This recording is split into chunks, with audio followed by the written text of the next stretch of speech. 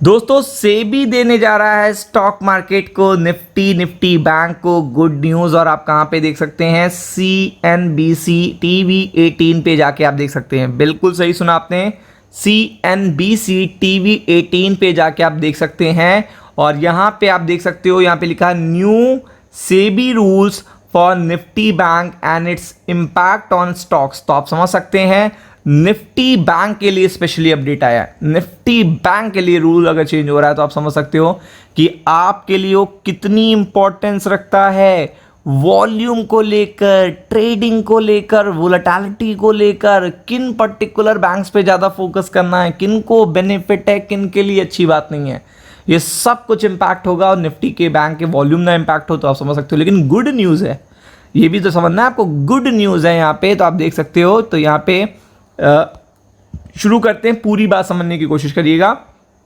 According to देखिएगा Nuvama alternative, देखिएगा quantitative research, ये रिसर्च रिपोर्ट है कि यहाँ पे yes bank, Indian bank inclusion in the Nifty bank would result in inflow of rupees something.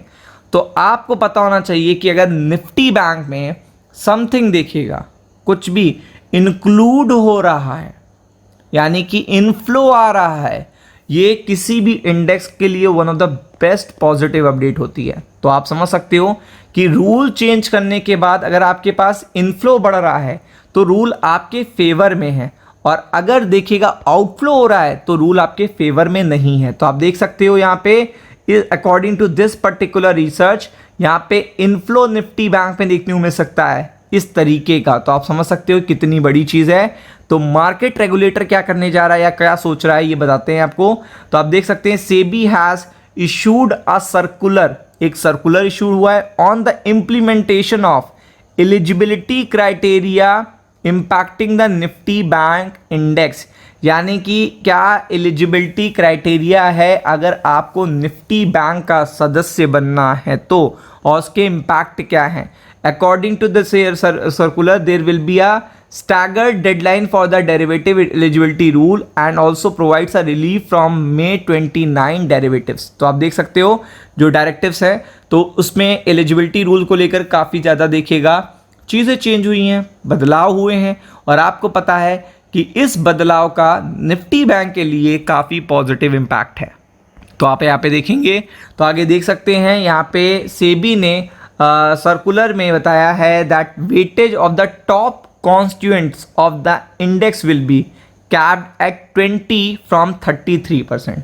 तो अगर आप देखेंगे कैप्ड करे जाएंगे ऊपर के लेवल से 33 के लेवल से 20 currently, while the combined weightage of the top 3 constituent देखिएगा एक्सीड कर रहा है, देखिएगा करंट 62%। यानी कि जो बताया गया है कि जो टॉप 3 कंटेंडर होने चाहिए थे वो उनका ये वेटेज रहना चाहिए, उनका वेटेज ये रहना चाहिए, लेकिन इस समय ये वेटेज है टॉप 3 कंटेंडर जो हैं। तो आपको भी पता है कि यहाँ पे अगर ये कंटेंडर देखिएगा अपना वेटेज कम करेंगे तो निफ्टी बैंक में और ज़्यादा बैंक्स देखने को मिलेंगे, और उसका देखिएगा असर आपको देखने को मिलेगा इनफ्लो के रूप में। तो आप देख सकते हो HDFC bank, ICICI bank, state bank will see a gradual reduction in the weightage में रिडक्शन आएगा। लेकिन इससे देखिएगा जो नए पर्टिकुलर कॉन्स्टिट्यूएंट्स आएंगे, जो स्टॉक्स आएंगे, उससे देखिएगा निफ्टी बैंक में इनफ्लो भी आएगा। और ऐसा क्यों है? चूंकि नॉर्म से कह रहे हैं, जो रूल है वो ये कह रहा है कि जो भी इंडेक्स हैं, जो भी बेंचमार्क्स हैं, उन बेंचमार्क्स में, उन इंडेक्स में कम से कम 14 स्टॉक होने चाहिए मिनिमम। इससे ज़्यादा हो सकते हैं लेकिन मिनिमम इतने होने चाहिए। लेकिन निफ्टी बैंक में इस समय है केवल 12 स्टॉक।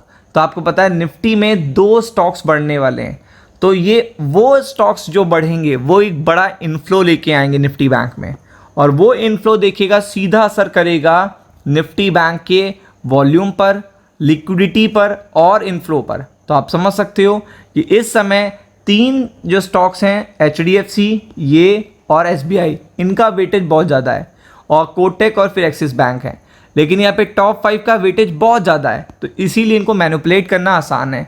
तो आपको भी पता है कि जब नंबर ऑफ पर्सन बढ़ेंगे तो मैनिपुलेशन पावर कम हो जाएगी, तो और ज़्यादा लिक्विडिटी, वॉल्यूम, वोलेटिलिटी सब रहेगा, लेकिन जो रहेगा वो देखिएगा पूरी तरीके से ट्रांसपेरेंट रहेगा, रिटेल इन्वेस्टर्स ट्रेडर के अच्छी के लिए रहेगा और अच्छा इनफ्लो भी देखने को मिलेगा इन पर्टिकुलर चेंजेस के थ्रू। तो आप समझ सकते हैं इसमें बहुत सारे कंटेंडर हैं जिसमें देखिएगा स्टॉक्स पे भी असर पड़ सकता है और आप देख सकते हो कि काफ़ी अच्छा इनफ्लो देखने को मिल सकता है निफ्टी बैंक में due to this particular result और सर्कुलर। तो आप समझ सकते हो कि अपने आप में किसी भी पर्टिकुलर इंडेक्स में अगर इनफ्लो की बात हो रही है इंक्लूजन से, तो ये काफ़ी अच्छी चीज़ है। तो फोकस करिएगा। राम राम।